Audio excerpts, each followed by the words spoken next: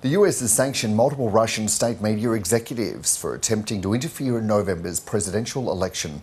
The Justice Department has accused the Russian media outlet RT of funding a Tennessee company in a $15 million scheme to create and spread hidden messaging for the Kremlin.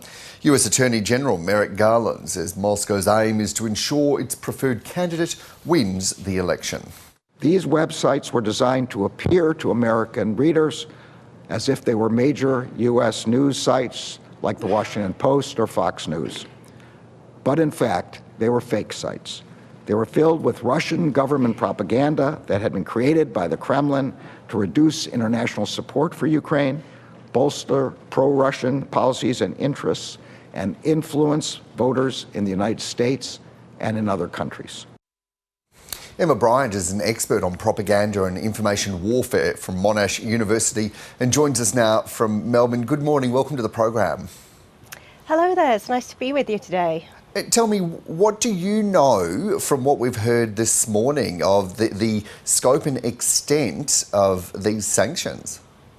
Well, it's really concerning to see the huge amount of money that has been pumped out as part of this operation that seems to have been operated by two different individuals at RT. And the sophistication of it is really interesting. I think it's really important news because it essentially is the evidence that we have been waiting for, which really proves the Russian backing behind an awful lot of influencers that have been peddling, super spreading, in fact, disinformation across the internet. It's incredibly important to put that pace into place because that actually has been excused as being kind of journalism, free speech, and all the rest of it, when really it seems to be more like an intelligence operation that is being operated through a number of different companies in a very sophisticated way. This is so extraordinary, and there will be those that see this and it rings alarm bells about, as you point out, the volume of money. The scope of this is quite extraordinary as well. What sort of impact would you expect this reaction and these measures from the US to actually have?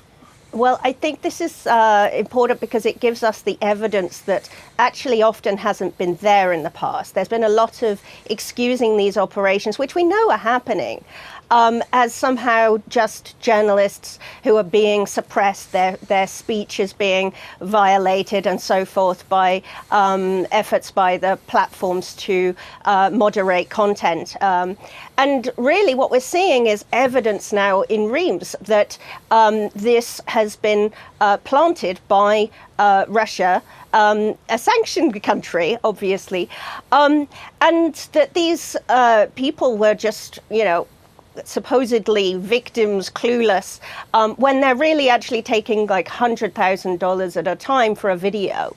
I mean, I think if somebody was offering me Russian talking points for $100,000 a video, I would be asking questions. So I think there's going to be a lot of investigations around the individuals who receive money as well, who have, there's been a difficulty in actually holding people accountable to this point.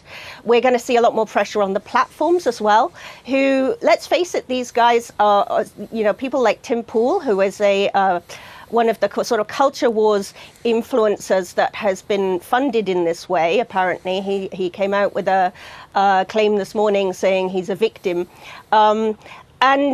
He's, receiving a lot of money from the platforms as well for his channels. He has 2 million followers on Twitter. So I think the pressure will not just be around Russia, but also about how these influencers who are also peddling this Russian narratives and also very racist content that is very divisive and advances Russian goals indirectly are being funded through both Russian, proxies like this company, but also a network of influencer distribution sites that we're calling social media, which quite honestly are passing this off like that is just free speech.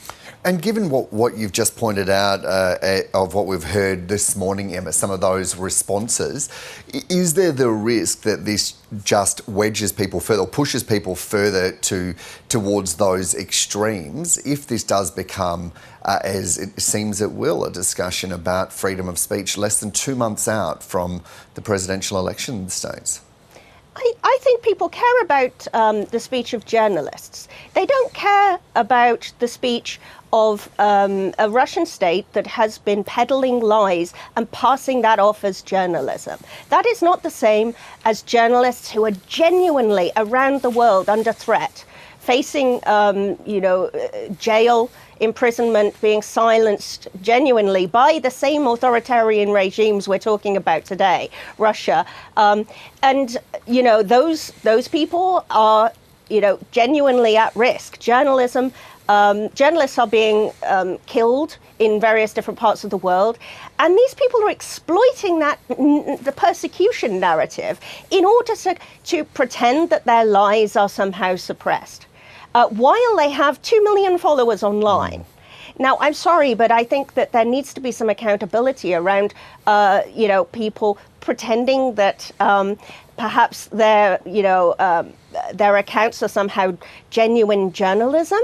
I think, quite honestly, audiences are going to look at this and say, well, why were they not declaring that they're receiving this money from these kinds of sources? There needs to be a lot more transparency about how these people are getting paid if they want to call themselves journalists.